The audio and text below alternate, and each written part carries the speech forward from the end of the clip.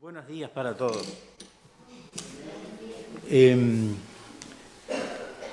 Ahí mientras Luca hacía referencia a estos versículos que aprendí en los trabajos, la otra vuelta me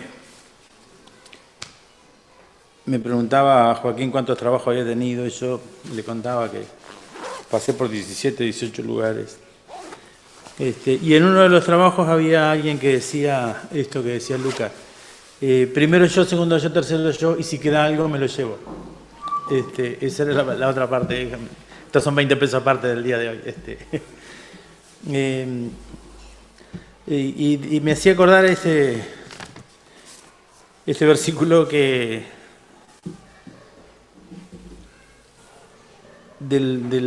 la propuesta de los hedonistas, ¿no? que viven para ellos y solo satisfacer sus necesidades y lo demás que no importa nada, ¿no? Entonces Jesús vino en otra, más alto, tengo que hablar más alto, bárbaro. Jesús vino en otra sintonía, ¿no? Vino a morir por nosotros. Y bueno, y me parece que como seguidores de Cristo a veces tenemos que sacrificar algunas cosas para ver que la palabra se propague por medio de nuestras vidas. Yo quisiera, antes que nada hoy, ya que estamos cantamos una canción que nos tranquiliza un poco y nos pone en carrera para poder escuchar la palabra. Hay una canción que dice Dios es luz. Si Lucas me puede acompañar con la guitarra, estaría bueno poderla cantar. Tengo necesidad de cantar esa canción, ¿no? Y poder ir pensando, en las oportunidades que tenemos para qué oportunidades tenemos para aprender y si las hemos aprovechado. Esa era como mi temática el día de hoy, pero quiero cantar esta canción.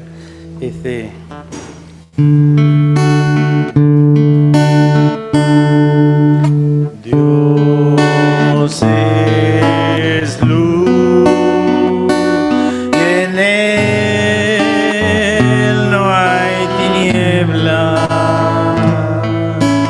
Dios es luz y en él no hay tiniebla, no hay tiniebla.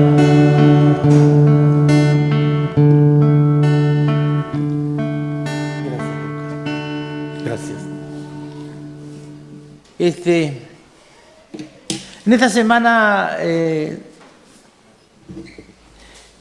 Melba hace un curso de discernimiento y yo me cuelgo ahí, medio como entre bambalinas, y estaban hablando de este tema de la pandemia, ¿no?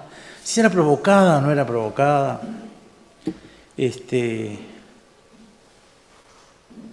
Les decía que hoy quería hablar sobre qué oportunidades tenemos para aprender y si se las aprovechamos. Entonces pensaba en la pandemia, y discutían si la pandemia era provocada, si no era provocada. Algunos creemos que es provocada, algunos creemos que no es provocada. Como vieron, no les di mi posición, porque no es importante en este caso mi posición. Y mirando las estadísticas hasta el 7 de noviembre, a nivel mundial van muertos unos 5.100.000, redondeando unos 5.100.000 personas muertas por la pandemia. Es mucha gente. Es mucha gente. Ahora pensando en esto de las oportunidades que tenemos para aprender, y si aprendemos, si vamos un poquito más atrás en los años, porque es un poquito más atrás, En la Primera Guerra Mundial, ¿se tiene idea cuántas personas murieron?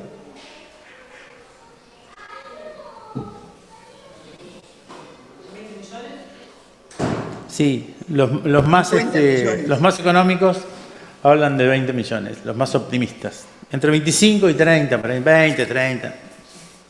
¿Y en la segunda? Los más optimistas hablan de 60. Está entre 70 y 90. Yo le puse, algunos decían 100. Entonces, pensando en esto de las oportunidades que tenemos y las estamos aprovechando como seres humanos, ¿no? Y me quedaba con algunos versículos de Eclesiastés, que hoy me tocaba, cuando me toca compartir, me pongo bastante nervioso porque muchas veces, anoche otra vez Fernando me preguntaba, ¿tenés los versículos? Bueno, estoy trabajando en eso, lo digo, a las 10:30 de la noche. Entonces yo quería compartir unos cuantos versículos de Eclesiastés y algunos de y uno de Apocalipsis, que los uní ahí como los até del rabo. Y el Eclesiastés, me acuerdo que cuando la primera vez que yo vi venir al Dulos, vino recomendaban un libro que hablaba que el título es Hacia el conocimiento de Dios. Yo en ese momento trabajaba en el Victoria Plaza, y bueno, fuimos, lo compramos, y un día yendo para Rosario en una COT, yo iba leyendo ese libro, hay un estudio muy, muy interesante de Eclesiastés, y bajo en Valdense, porque había una parada ahí en Valdense, bajo, hacía mucho calor, a comprar un refresco, y cuando vuelvo, el ómnibus se había ido. Entonces, increíblemente, un pasajero que había salido a las 12 de la mañana, y un pasajero que había salido del Victoria Plaza a las 12 de la mañana, para en Valdense, y yo lo conozco, le cuento lo que me pasó y me llevó hasta Rosario. Y el libro se fue para Colonia. Llegué a Colonia, en ese tiempo no era tan fácil levantar el teléfono como ahora y conectarse con China. Llegué a Rosario, mi suegra tenía teléfono, llamo a la COT de Colonia, y sí, está acá, bueno, lo mandaron para Rosario y lo rescaté al libro. Y bueno, yo quería compartir con ustedes hoy este tema de vanidades, dice el predicador. Eclesiastés 1, para aquellos que están ahí del otro lado de la pantalla. Ahora tenemos esto, está bueno. Porque antes había que mirar para atrás. Vanidad de vanidades, dijo el predicador. Y yo solamente quería comentar estos versículos a qué refieren, por lo menos a qué me refieren a mí, ¿no? Porque evidentemente este tema de la pandemia, este tema de la Primera Guerra Mundial, de la Segunda Guerra Mundial, hemos aprendido poco. Hemos aprendido poco y lo único que me parece que como seres humanos, y no es un mensaje catastrófico, sino que seguimos repitiendo algunas cosas que no nos permiten crecer, que no nos permiten compartir, que no nos permiten llevar el Evangelio de la manera que tendríamos que compartirlo, ¿no? Entonces el predicador dice, que se supone que es, Salomón dice, vanidad de todo es vanidad. Y el versículo 8 dice, ya va más decepcionado Salomón, que se piensa que es Salomón quien lo escribió, dice, todas las cosas son fastidiosas, más de lo que el hombre puede expresar. Nunca se sacia el ojo de ver, ni el oído de oír. Y después viene el versículo 10. ¿Qué lujo es esto? Voy a ver si compro uno para casa así, no. Hay algo de que se puede decir, he aquí, esto es nuevo. Ya fue en los siglos que han precedido. Y el 11 dice, no hay memoria de lo que precedió, ni tampoco de lo que sucederá. Habrá memoria en los que serán después. Entonces, estos versículos me llevaban a reflexionar este tema del hedonismo que decíamos, primero yo, segundo yo, tercero yo, y no importa nada de lo que pasó. Yo hago la mía, como decía la propaganda de 7up, de Fido Dido, o de hago la mía y el que venga atrás, que arregle. Entonces, pensando en algunos que dicen, sí, pero el cristianismo requiere mucho sacrificio, requiere mucho dolor, pero un evangelio que no mira la cruz, ¿de qué evangelio hablamos? Una vida que solo pretende pasarla bien todos los días, y está bueno, yo no digo, yo no soy masoquista, pero niega eso de que tenemos que sacrificar algunas cosas en beneficio del otro,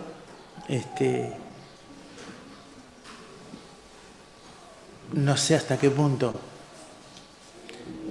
es cristianismo.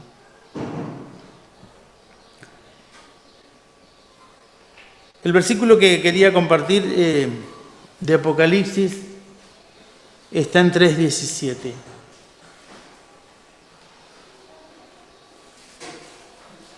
Dice, es el mensaje que se le da a la iglesia de la Odisea. Dice, porque tú dices, yo soy rico. Esto que decíamos, yo soy rico. Y me he enriquecido. Y de ninguna cosa tengo necesidad. Y no sabes que eres un desventurado, un miserable, pobre, ciego y desnudo, si no podés compartir aquello que has podido conocer. Si no estamos bien en grupo, si no estamos bien, si solo busco la mía, no soy rico. Me creo ser rico. Me creo tener cosas que nunca voy a lograr. Porque ¿de qué sirve la alegría si es a costilla del llanto? Dice el cantor. ¿De qué sirve la alegría si es a costilla del llanto? No sirve para nada. Y hablando de esto de las vanidades,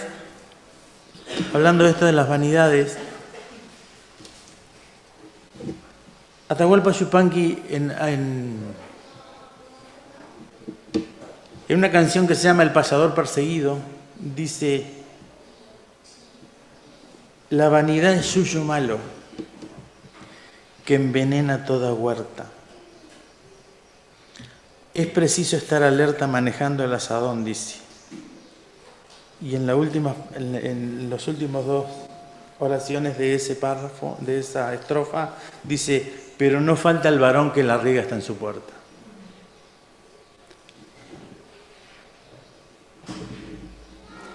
Hay veces que uno, afinando punterías con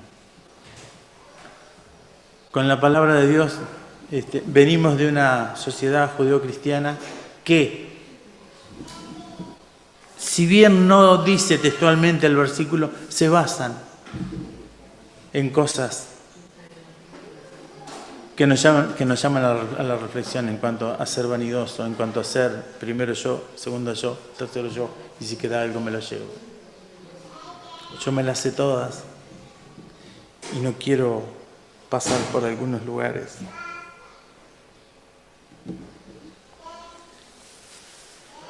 Y hay un último versículo de Eclesiastés que quiero compartir, que es el... A ver, ¿dónde se me perdió? El 13 me parece que es. 12:13. El fin del discurso es este, dice. El fin de todo el discurso es este.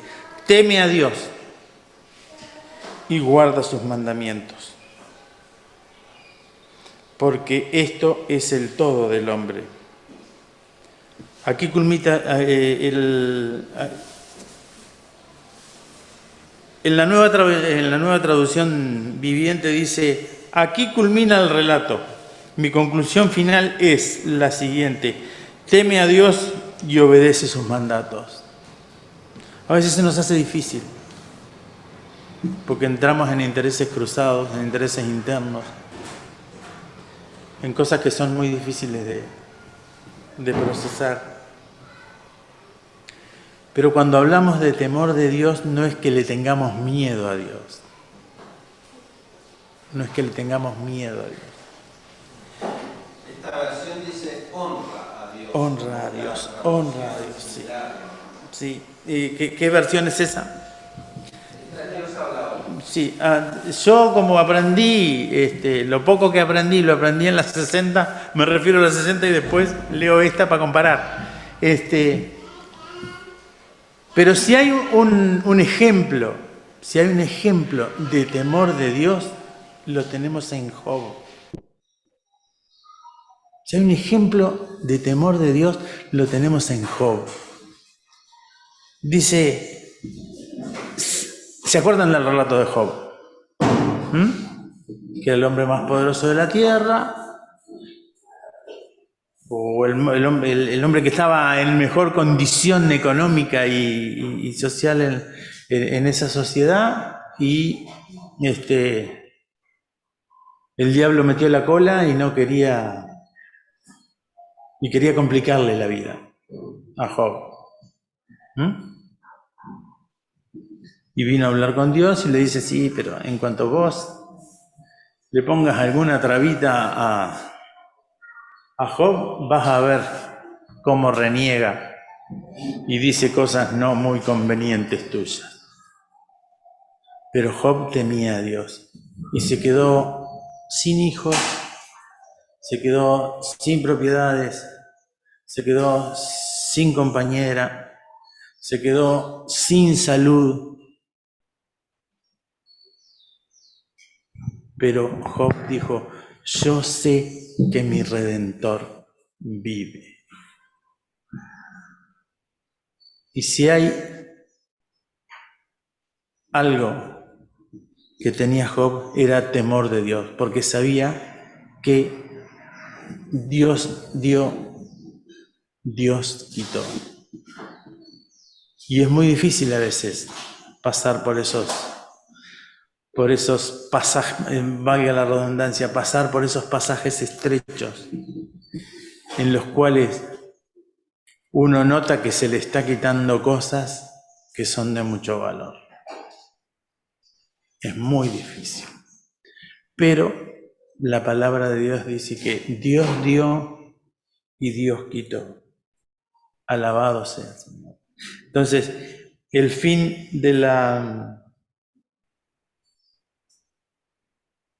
Eclesiastés dice, teme a Dios y guarda sus mandamientos. Que Dios nos ayude en esta mañana a poder entender que sin temor de Dios, sin conocer aquello esencialísimo de la palabra, no podemos ir muy lejos.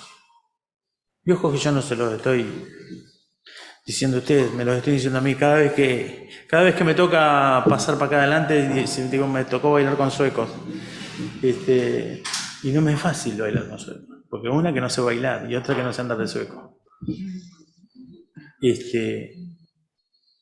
Porque hay que andar con el talón despegado ahí, las mujeres saben de esto, más que nosotros los hombres. Y ojalá que en esta mañana podamos tener claro esto de que tenemos que tener el suficiente conocimiento de Dios y el suficiente temor de Dios para poder seguir adelante. Esto era lo que yo tenía para compartir. Y yo ya les he dicho muchas veces que me gusta escuchar música y me acordé de Atahualpa Yupanqui que dice que la vanidad es suyo malo. Que Dios nos ayude a no ser vanidosos, ¿no? A no ser Yo encontraba una definición acá de vanidad y decía algo así como: la vanidad se define como la creencia excesiva de las habilidades propias o atracción causada hacia los demás. Es un tipo de arrogancia, engreimiento, una expresión exagerada de la soberbia.